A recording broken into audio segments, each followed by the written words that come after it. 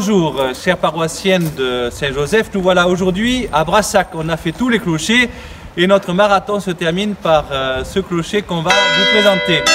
Alors, les cloches s'y mettent. On va s'y remettre dans 3 minutes.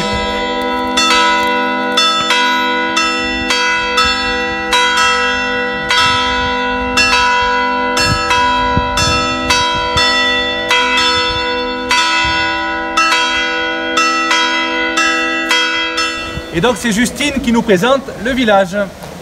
Brassac, village de 1300 habitants, situé à l'entrée des gorges profondes que la goutte dévale depuis le lac de la Raviège et une charmante station à 487 mètres d'altitude où pêcheurs, estivants et touristes se donnent rendez-vous. Brassac, ancienne place forte au passé tourmenté, possède de part et d'autre de la rivière 2 châteaux forts sensiblement de la même époque réunis par un vieux pont en dos d'âne datant du XVIIe siècle. 12e. Quoi? 12e siècle. 12e. Tu peux oui. continuer. Si, c'est marqué. 12e. Non, je vais pas continuer. 10, 11, 12. C'est une station calme et reposante, un lieu de séjour idéal pour les personnes avides de repos, de grand air et de loisirs verts. C'est aussi un centre touristique, industriel, commercial et associatif dans l'une des régions les plus pittoresques de la montagne tarnaise. Les premières traces humaines relevées à Brassac avec certitude datent du 4e millénaire avant Jésus-Christ, âge de la pierre polie. Ce sont des restes humains et des bijoux enfermés dans une nécropole. Ce sont aussi de nombreux menhirs. Le nom de Brassac semble venir d'un personnage gaulois dénommé Brassus qui aurait pu être le propriétaire du lieu. La civilisation gallo-romaine n'a laissé que quelques vestiges. Le Moyen-Âge verra Brassac entrer dans l'histoire. Il n'y aura pas un Brassac mais 2 Brassacs, frères ennemis face à face de part et d'autre de la goutte. Brassac de Belfortès et Brassac de Castelnau. Pendant les guerres de religion, les 2 châteaux de Brassac jouèrent un rôle important. Antoine de Soubiran, commandant le château de Brassac de Castelnau, qui appartenait à la célèbre famille de Palu, resta catholique. Ses 2 frères, Pierre de Soubiran, seigneur de Brassac de Belfortès, et Balthazar, était capitaine huguenote allié à Guillaume de Ferrières. C'est sous le règne de Louis XIII, 1610-1643, que s'établit l'industrie textile à Brassac. Le quartier du Moulin Paradou est un vestige des moulins à Foulon qui traitent les draps. La Fusarié était le quartier des fuseurs aux fileurs de laine. Dès 1640, la famille Vogt faisait fabriquer leurs tissus chez les paysans des environs. En 2020, sur toutes les usines textiles, il ne reste plus que la filature du parc. Dans la filière bois, 2 établissements subsistent. Sous la Révolution, les querelles religieuses reprirent sous une autre forme entre catholiques, partisans des curés constitutionnels et les prêtres réfractaires. La misère de cette époque fut la cause d'émeutes qui ne firent que d'importants dégâts matériels. C'est au long du XIXe siècle que le bourg de Brassac a pris son visage d'aujourd'hui. En 1839-1840 est construit le pont Neuf, la grande crue du 21 octobre 1861 le balaya. Le pont actuel fut terminé début 1867. Si la grande crue du 2 mars 1930 provoqua de graves dommages, ce fut sans destruction d'immeubles. C'est sur la rive gauche que fut bâti en 1829 le temple protestant. L'Église catholique posa bien d'autres problèmes à la municipalité, puis à la communauté des fidèles au début du XXe siècle. Notons que l'événement historico-religieux le plus marquant pour le XXe siècle à Brassac, outre la construction de l'église actuelle en 1923, fut le congrès eucharistique diocésain de 1931 qui réunit 10 000 participants. Merci Justine, et maintenant c'est Adrien qui nous parle de l'histoire de l'église. Ce n'est pas une, mais 5 églises qui sont connues à Brassac depuis le XVIe siècle. Celle que nous voyons aujourd'hui est la 5e. C'est l'église la plus jeune de la montagne. Bénie en 1923, elle va donc bientôt être centenaire. Première église du XVIe siècle, à 1776. Au XVIe siècle, elle se situait dans l'enceinte du château, sur la bordure de l'actuelle place Saint-Georges, avec son cimetière, lui-même mentionné dans les registres paroissiaux de 1680. Nous ne connaissons pas son étendue, mais en 1684, Brassac de Castelnau ne comptait que 364 habitants, qui étaient rattachés à la paroisse de Saint-Julien-de-Biot. Sur l'autre rive, les 315 habitants faisaient partie de la paroisse de Saint-Agnan. Cette église servait de chapelle au seigneur de Brassac. Elle contenait le tombeau de la famille de Juge, et certains membres de cette famille y célébrèrent leur mariage. Croulant de vétusté, elle fut désaffectée en 1776. Deuxième église, de 1776 à 1816. Rapidement, un terrain est acheté par la municipalité. Ce terrain se situait vis-à-vis de l'ancienne église, dans une passerelle appelée le derrière de la ville, approximativement à l'emplacement de l'actuel monument aux morts. Dès 1776, les travaux sont engagés. Début 1779, les premiers incidents de construction interviennent. En 1792, le toit et la sacristie ont besoin de travaux de réfection. Les travaux commenceront début 1793. Le 16 août 1803, Brassac, qui n'était jusqu'ici qu'une annexe de Saint-Julien-de-Biot, est institué comme paroisse et le premier curé est Marie-Joseph de Bonne. En 1816, l'édifice se dégrade, à tel point qu'il est jugé dangereux. Il sera désaffecté la même année. C'est dans une grange désaffectée appartenant à M. Vieux que le culte religieux sera célébré jusqu'en 1830. Troisième église, de 1831 à 1899. La nouvelle église sera reconstruite sur le même emplacement que la précédente, ce qui impliquera sa démolition. Les travaux commencèrent de 1827 et le gros œuvre, c'est-à-dire la nef principale, couverte d'une simple charpente, sera terminée en 1831. La construction du clocher sera effectuée en 1843. En 1859, le curé Huc adresse une lettre à la municipalité, en faisant observer qu'il trouvait l'église insuffisante à l'égard de la population. Brassac, à cette date, était réuni en une seule commune et comptait plus de 2000 habitants, 2018 catholiques et 207 protestants. Une seule commune et malheureusement, à cause d'un sol peu stable, les réparations vont s'enchaîner. 1861, façade lézardée avec affaissement de la porte d'entrée et réparation toiture. 1865, effondrement d'un côté du clocher. 1872, reconstruction de la sacristie. 1889, dallage et partie toiture. 1890, toiture. 1893, réparations diverses. Et 1894, réparation beffroi. En 1897, le maire, constatant la dégradation continuelle de l'édifice, demande une vérification de l'état des lieux. En 1898, un rapport d'architecte invite à faire des réparations urgentes pour éviter tout accident et préconise la reconstruction de cette église. En janvier 1899, elle sera désaffectée et le culte interdit dans le bâtiment. Quatrième église, l'église en bois, de 1899 à 1923. Une décision urgente est prise, la réalisation d'un hangar connu depuis lors sous le nom de l'église en bois. Elle fut construite en 4 mois sur un terrain prêté gracieusement par la famille Dubernard, situé à l'emplacement de l'église actuelle. Ce qui devait être du temporaire va cependant durer et le culte y sera célébré jusqu'en 1923. La démolition de l'ancienne église sera entreprise. Voûte et murs pendant l'été 1912, le clocher et l'abside en 1921. Aucun maçon de Brassac ne voulut se charger de cette démolition.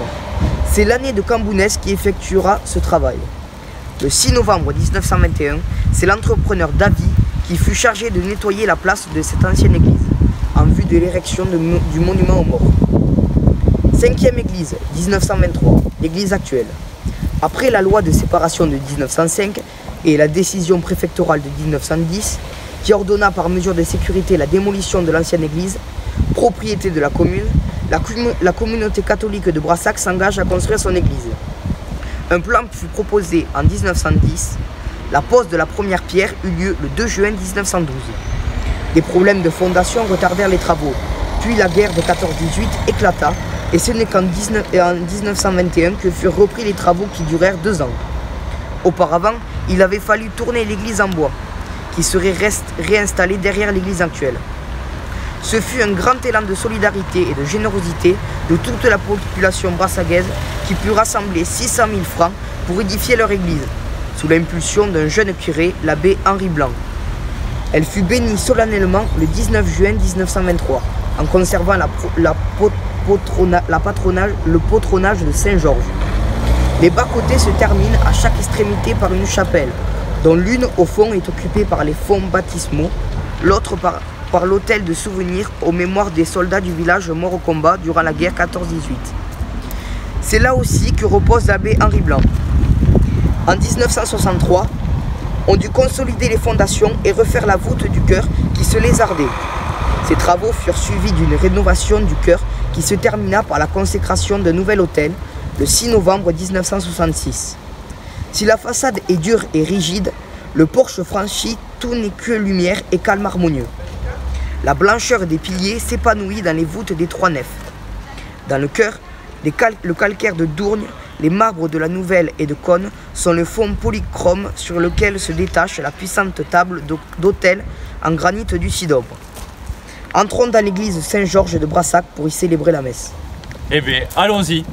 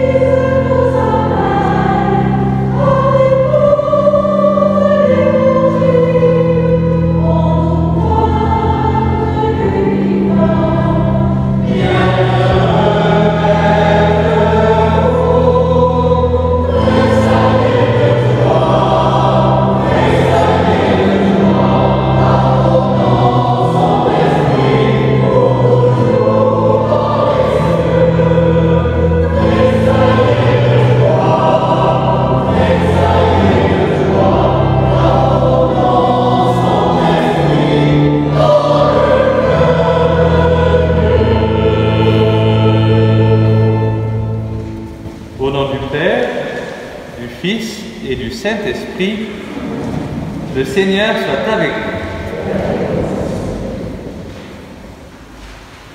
vous. Nous sommes heureux de nous retrouver pour ces communions, pour cette messe, pour cette intention et surtout d'avoir le bon Dieu au cœur de notre assemblée pour qu'il nous aide dans tous ces temps quand même qui eux aussi sont complexes. Pour les fois où nous les sommes troublés par les incertitudes, pour les fois où nous nous détournons de Dieu, nous demandons pardon.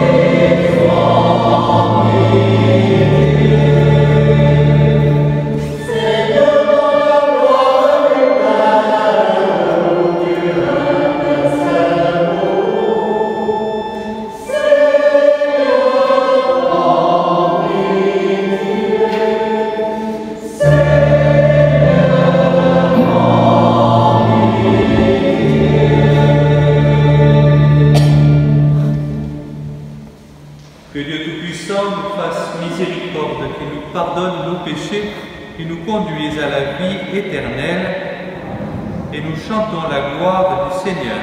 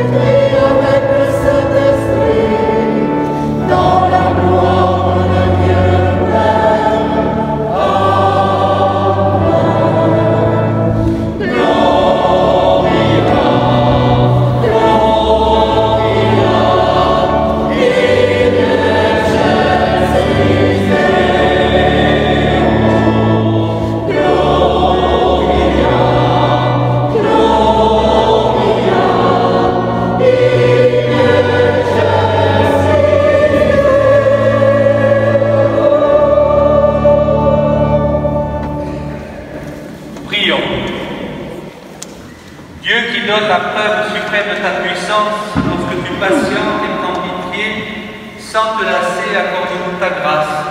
En nous attelant vers les biens que tu promets, nous parviendrons au bonheur du ciel par Jésus-Christ, ton Fils, notre Seigneur et notre Dieu, qui règne avec toi et le Saint-Esprit maintenant et pour les siècles des siècles.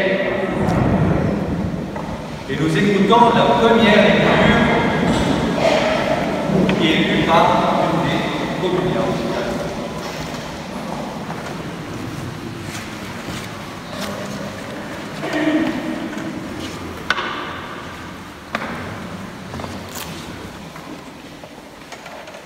Lecture du livre prophète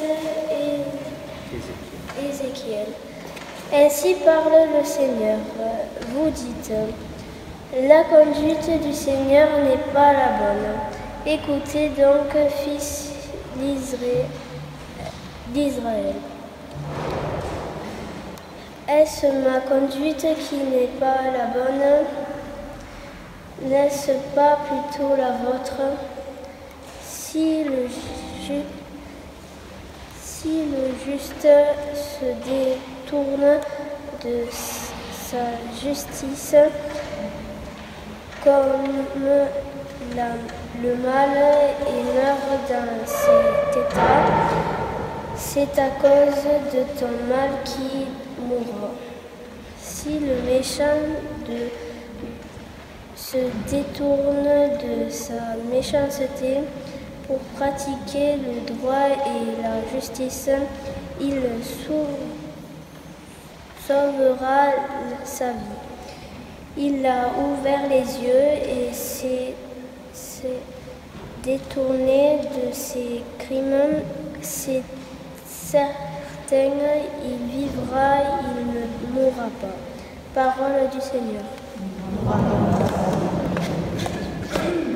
Nous allons chanter tous ensemble l'antienne du psaume au numéro 4.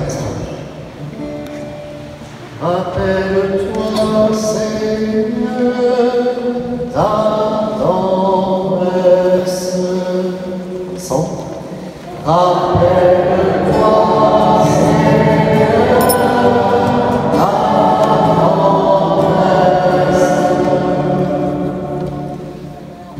Seigneur, enseigne-moi tes voies, fais-moi connaître ta route. Dirige-moi par ta vérité, enseigne-moi, car tu es le Dieu qui me sauve. Rappelle-toi, Seigneur, ta tendresse. Rappelle-toi, Seigneur, ta tendresse, ton amour qui est de toujours. Oublie les révoltes, les péchés de ma jeunesse. Dans ton amour, ne m'oublie pas. Rappelle-toi, Seigneur, ta tendresse. Il est droit, il est bon le Seigneur, lui qui montre aux pécheurs le chemin. Sa justice dirige les humbles, il enseigne aux humbles son chemin. Rappelle-toi, Seigneur, ta tendresse.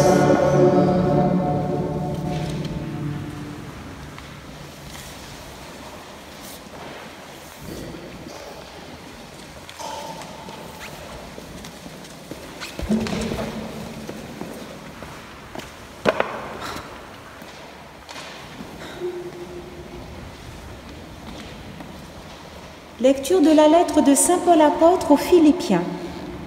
Frères, s'il est vrai que, dans le Christ, on se réconforte les uns les autres, si l'on s'encourage avec amour, si l'on est en communion dans l'esprit, si l'on a de la tendresse et de la compassion, alors, pour que ma joie soit complète, ayez les mêmes dispositions, le même amour, les mêmes sentiments. Recherchez l'unité. Ne soyez jamais intrigants ni vaniteux, mais ayez assez d'humilité pour estimer les autres supérieurs à vous-même. Que chacun de vous ne soit pas préoccupé de ses propres intérêts. Pensez aussi à ceux des autres. Ayez en vous les dispositions qui sont dans le Christ Jésus. Ayant la condition de Dieu, il ne retint pas jalousement le rang qu'il égalait à Dieu. Mais il s'est anéanti, prenant la condition de serviteur, devenant semblable aux hommes. Reconnu homme à son aspect, il s'est abaissé, devenant obéissant jusqu'à la mort, et la mort de la croix. C'est pourquoi Dieu l'a exalté.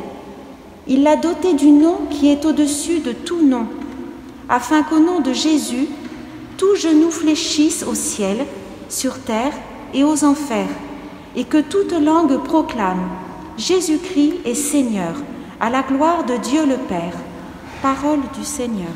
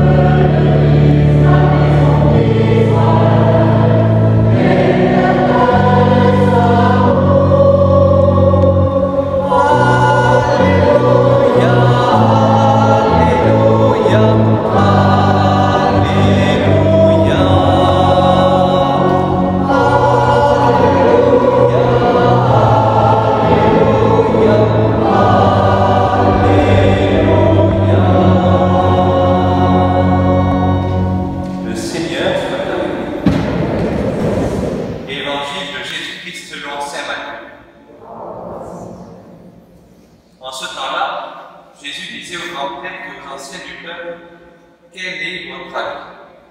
Un homme avait 2 fils. Il vint trouver le premier et lui dit, « Mon enfant, va travailler aujourd'hui à la vigne. » Celui-ci répondit, « Je ne veux pas. » Mais ensuite, ayant changé d'avis, il y alla. Puis le père alla trouver le second et lui parla de la même manière. Celui-ci répondit, « Oui, Seigneur. » Et il n'y alla pas. Lequel des deux a fait la volonté du Père? Ils lui répondirent, « Le premier. » Jésus leur dit, « Amen, je vous le déclare, les publicains, les prostituées, vous précèdent dans le royaume de Dieu, car Jean le Baptiste est venu à vous sur le chemin de la justice, et vous n'avez pas cru à sa parole. Mais les publicains et les prostituées y ont cru, tandis que vous, après avoir vu cela, vous ne vous êtes même pas repentis plus tard pour croire à sa parole. » Acclamons la parole de Dieu.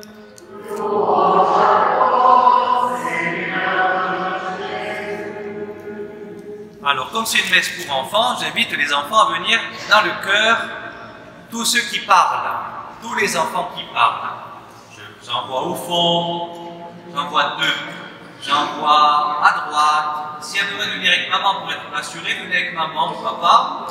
J'en vois devant les communiants, je vois au 2e rang, mauvaise place. Allez, tous ceux qui parlent, courage, venez. Si vous n'avez pas la moyenne, vous ne ferez pas la communion. Attention. Ah, que c'est beau d'avoir des enfants. J'en ai pas. Ah.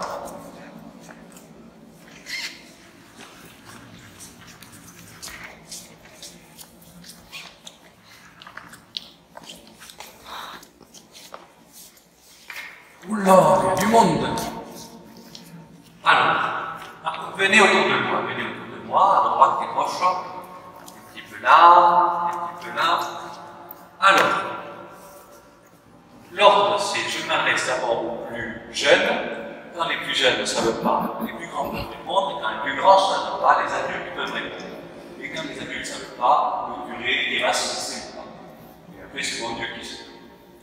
Une petite première question que raconte l'histoire de Jésus aujourd'hui. Qui peut me raconter ce que je viens de dire comme histoire? Qui se rappelle? Les petits, vous vous rappelez de rien? Le curé a mal parlé. Les moyens, vous vous rappelez de quelque chose de l'histoire que je viens de dire? Attention, ça va arriver au moment, les grands préparés. Les grands, de quoi vous rappelez de l'histoire d'aujourd'hui?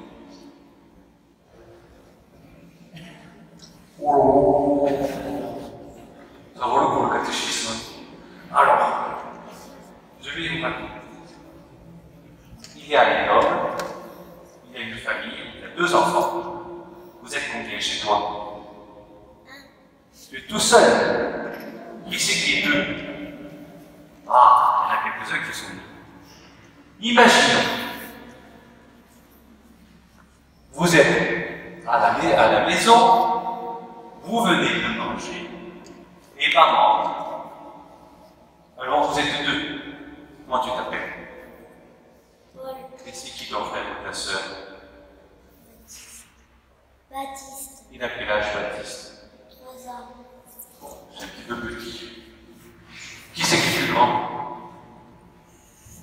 Ah, voilà, on va faire Justine et Christian. Ça ira.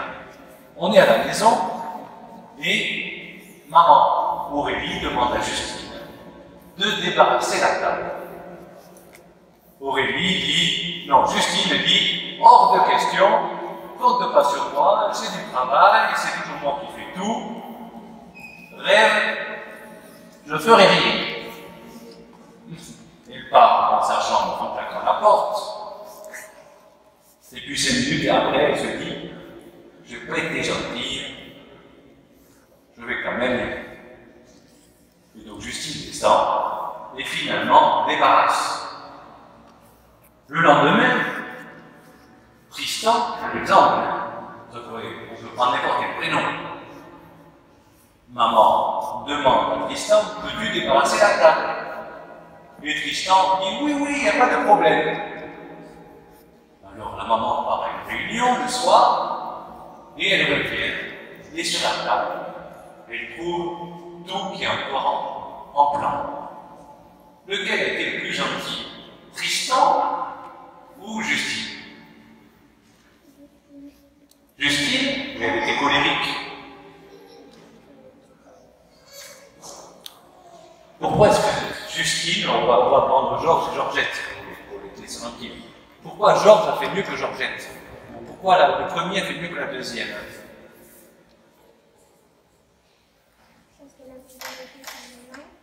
Parce qu'elle a changé d'avis et que finalement elle a aidé sa maman. Ça, c'est la première histoire. Il vaut mieux dire non et faire oui que dire oui et faire non. Il faut savoir changer d'avis dans la vie. Il y a un proverbe qui dit il n'y a que les qui ne changent pas d'avis, que les quoi. C'est quoi qui ne change pas d'avis? Quel est l'animal qui ne change pas d'avis?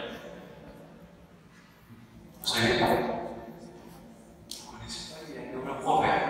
Les grands. Il n'y a que les quoi? Il n'y a que les ânes qui ne changent pas d'avis. Quand on est assez intelligent, on dit je me suis trompé. Et puis on change. Deuxième question. Donc ça c'est par rapport au temps. Ça c'est pour dire qu'il vaut mieux changer d'avis. Il y a des gens qui dans la vie commencent bien la vie. Ils sont très gentils à l'école primaire et au collège, et plus le temps passe, plus ils deviennent méchants. Et ils arrivent après l'école bleue, et ils sont tout le temps. Et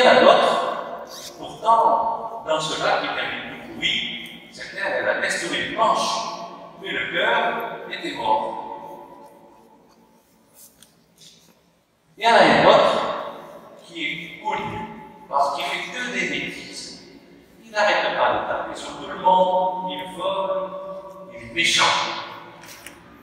Mais petit à petit, il se rend compte qu'il n'est pas heureux. Il décide de changer. Et petit à petit, il se rapproche du bon Dieu. Et il arrive au ciel. Qu'est-ce qui vaut mieux? Commencer mal et terminer bien, ou commencer bien et terminer mal?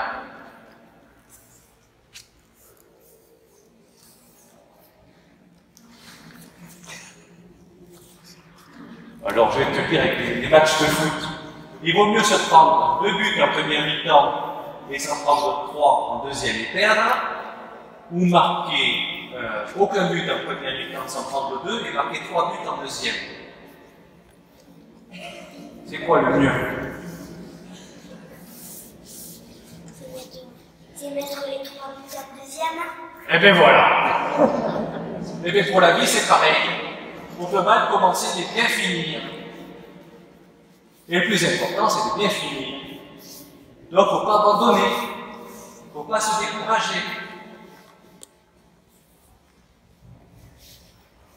C'est ça que dit Jésus. Il faut savoir bien finir. Vous êtes... Mais c'est quoi le mieux? Il vaut mieux bien commencer et bien finir, être gentil au début et à la fin, ou être méchant tout le temps, ou perdre tout le temps.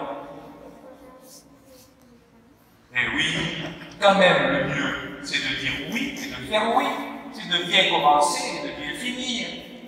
Les enfants, je ne vous souhaite pas de prendre l'exemple du Père Louis.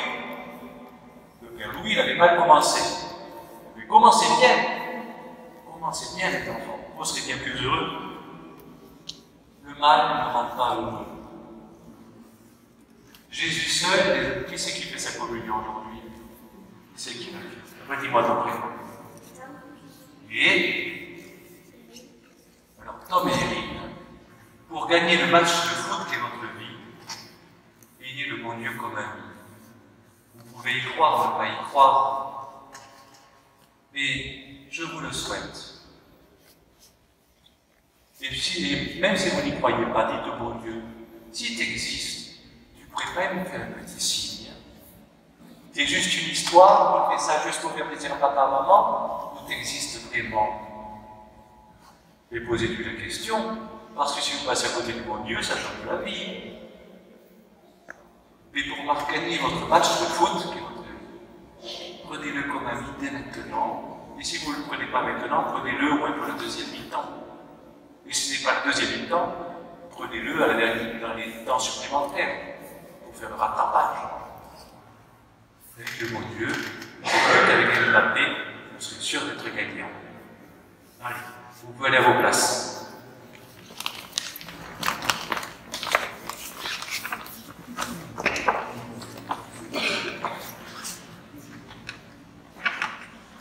Nous pouvons proclamer notre foi.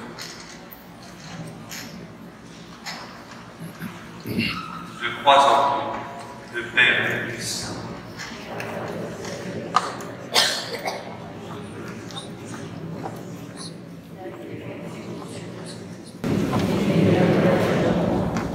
A souffert sous Ponce Pilate, a été crucifié, est mort et a été enseveli, est descendu aux enfers le 3e jour, ressuscité des morts, est monté aux cieux, est assis à la droite de Dieu le Père Tout-Puissant, où il viendra juger les vivants et les morts. Je crois en l'Esprit Saint, à la Sainte Église catholique, à la communion des saints, à la rémission des péchés, à la résurrection de la chair, à la vie éternelle. Et à ce Dieu qui patiente, qui attend le meilleur de nous, nous présentons nos intentions. C'est le refrain numéro 6. Dans ta miséricorde, Seigneur, écoute-nous. Dans ta miséricorde, Seigneur, écoute-nous.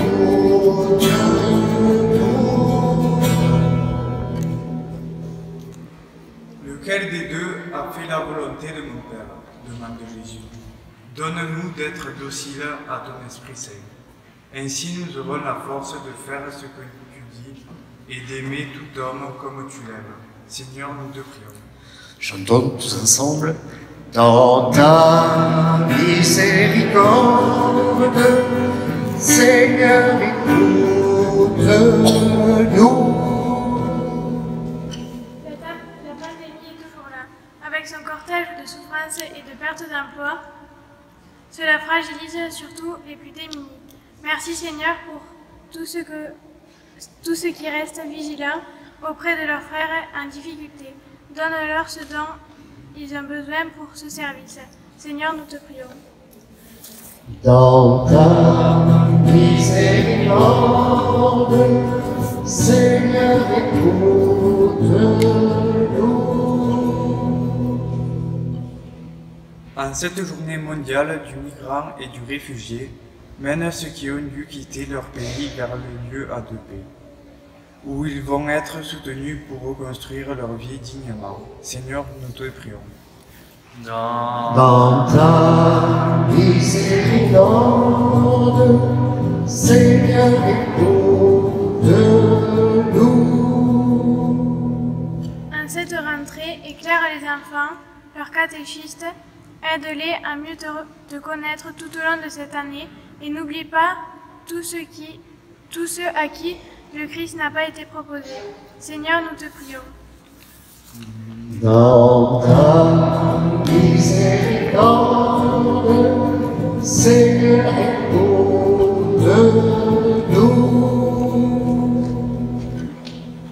Il va y avoir la procession des offrandes, il va y avoir la quête, s'il vous plaît, bien silencieuse, que des billets.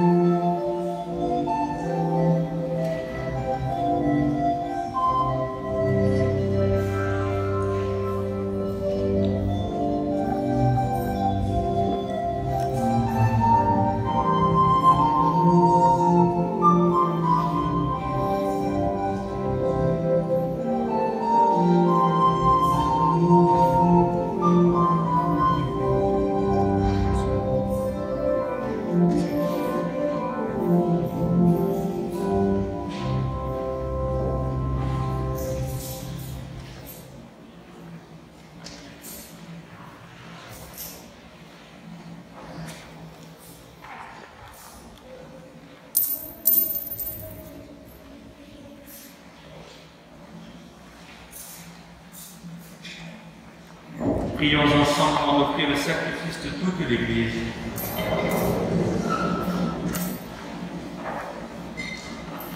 Dieu de miséricorde,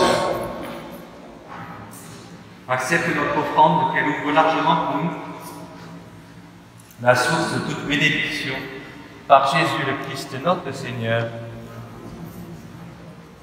Le Seigneur soit avec vous. Élevons notre cœur. Rendons grâce au Seigneur notre Dieu. Vraiment, Père saint et juste et bon de te rendre grâce toujours et en tout lieu, par ton Fils bien-aimé Jésus-Christ, car il est ta parole vivante, par qui tu as créé toutes choses.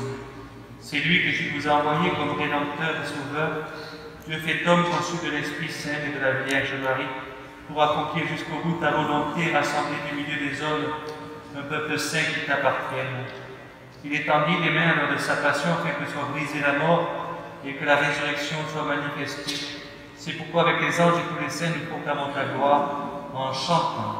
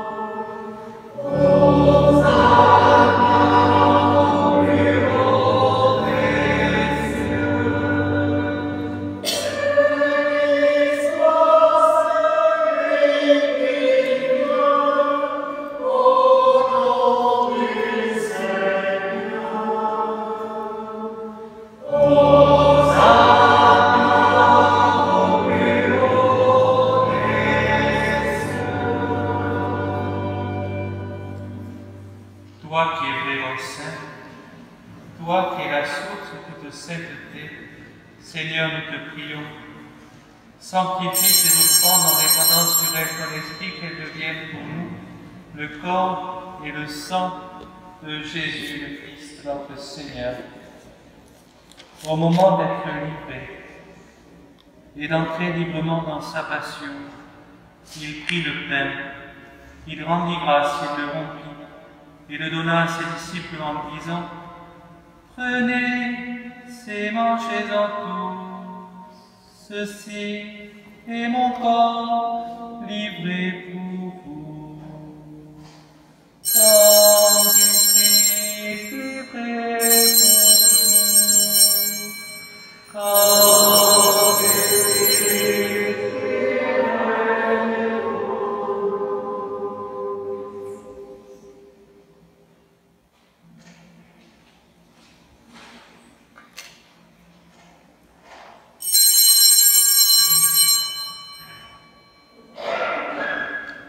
De même, à la fin du repas, il prit la coupe de nouveau, il rendit grâce et la donna à ses disciples en disant : Prenez et buvez-en tous, car ceci est la coupe de mon sang, le sang de l'alliance nouvelle et éternelle, qui sera versé pour vous et pour la multitude, en rémission des péchés. Vous ferez cela en mémoire de moi.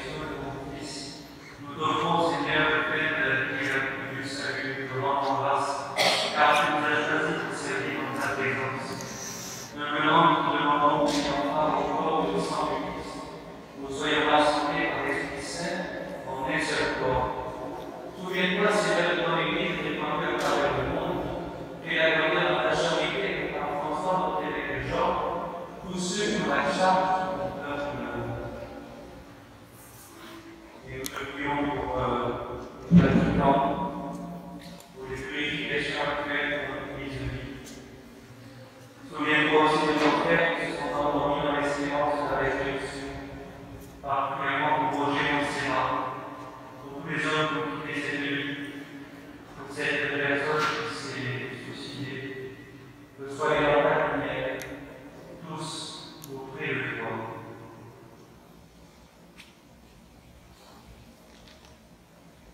Sur nous tous ensemble, sur les enfants, sur la famille, sur les personnes éprouvées par notre temps, nous aimerons ta bonté, avec la Vierge Marie, la bienheureuse Mère de Dieu, avec les apôtres, les saints, tous les temps, tous les lieux de l'amitié, nous ayons part à la vie éternelle qui chante totalement par Jésus-Christ, notre Fils bien-aimé.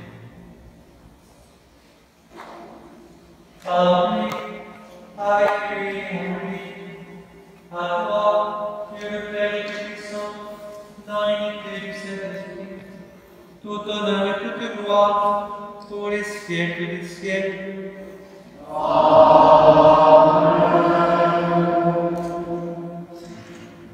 Et nous disons, quelle est la prière que Jésus a appris aux disciples?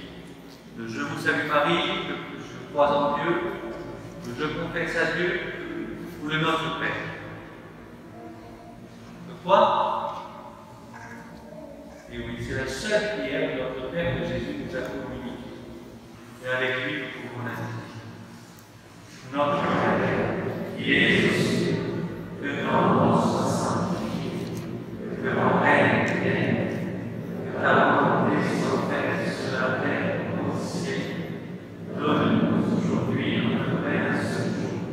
Pardonne-nous nos offenses, comme nous pardonnons aussi à ceux qui nous ont offensés, et ne nous laisse pas entrer en tentation, mais délivre-nous du mal. Délivre-nous de tout mal, Seigneur, donne la paix à notre temps, par ta miséricorde, libère-nous du péché. Rassure-nous devant les épreuves en cette vie où nous espérons le bonheur de nous trouver et l'avènement de Jésus-Christ, notre Sauveur. Car c'est à toi la gloire, le règne, la puissance et la gloire, pour les siècles des siècles. Seigneur Jésus-Christ, tu es avec les apôtres, je vous laisse la paix, je te donne la paix. Ne regarde pas nos péchés, mais la foi de Christ, pour que ta volonté s'accomplisse. Donne-lui toujours cette paix et conduis la vers l'unité parfaite, toi qui règnes pour les siècles des siècles. Que la paix du Seigneur soit toujours avec vous.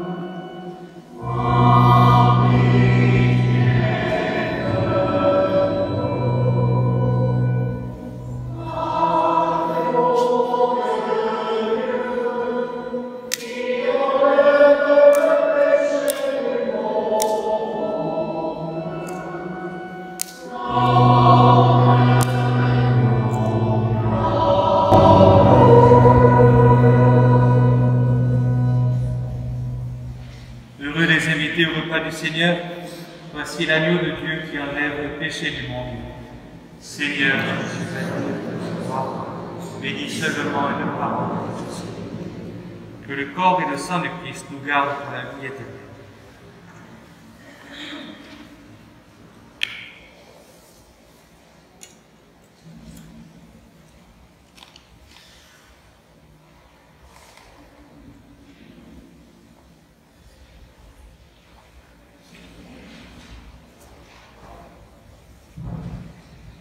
Pour la communion, tous ceux qui le veulent peuvent s'approcher.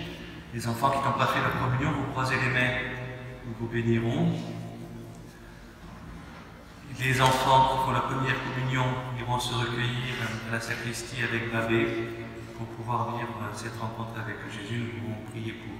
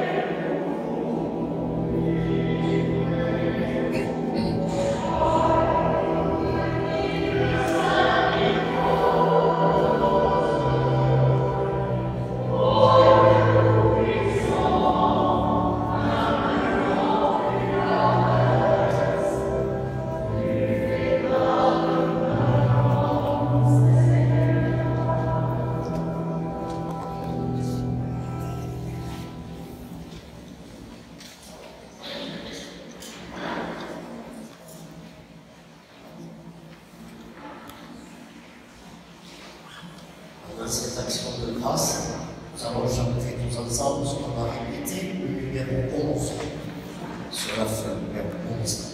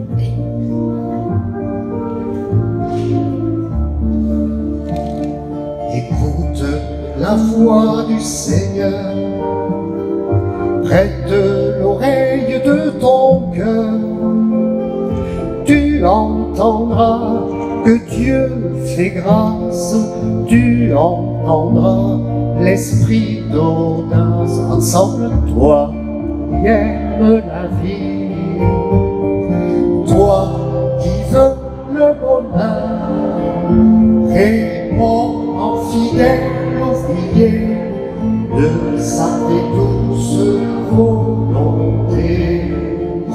Réponds en fidèle ouvrier de l'évangile et de sa paix.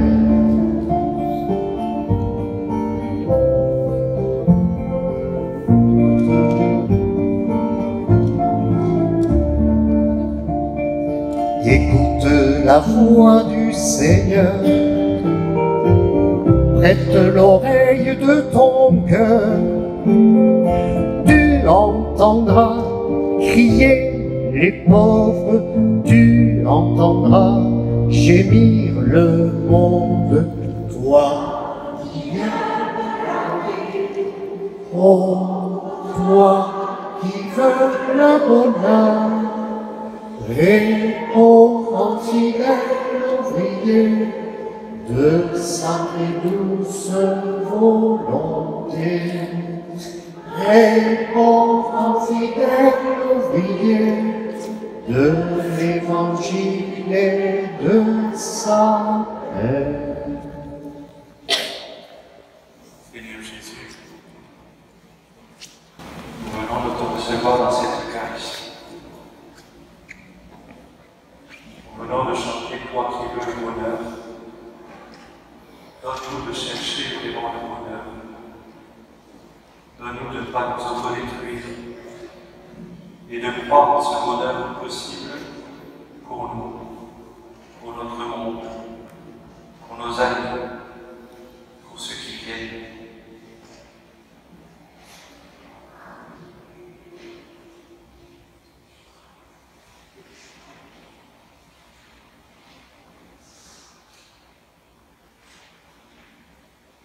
Seigneur Jésus, toi qui es le seul bonheur qui puisse combler notre cœur, donne aux enfants de te connaître, donne aux enfants d'être tes amis. Donne à nous aussi d'être tes amis pour que nous rayonnons de ta bonté, de ton amour et de ton pardon.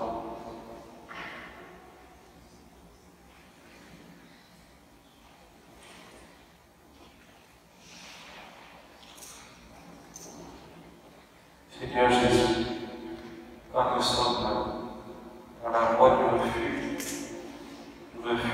à ta volonté, pas des bons refuges. Donne-nous de savoir être des âmes, donne-nous de savoir changer de vie.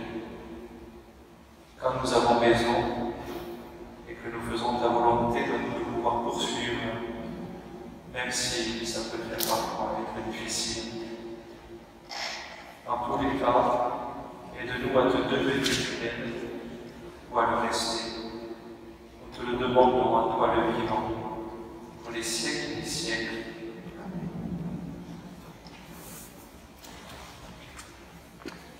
Nous voilà arrivés au bout de cette messe. Voilà, merci d'avoir été présents.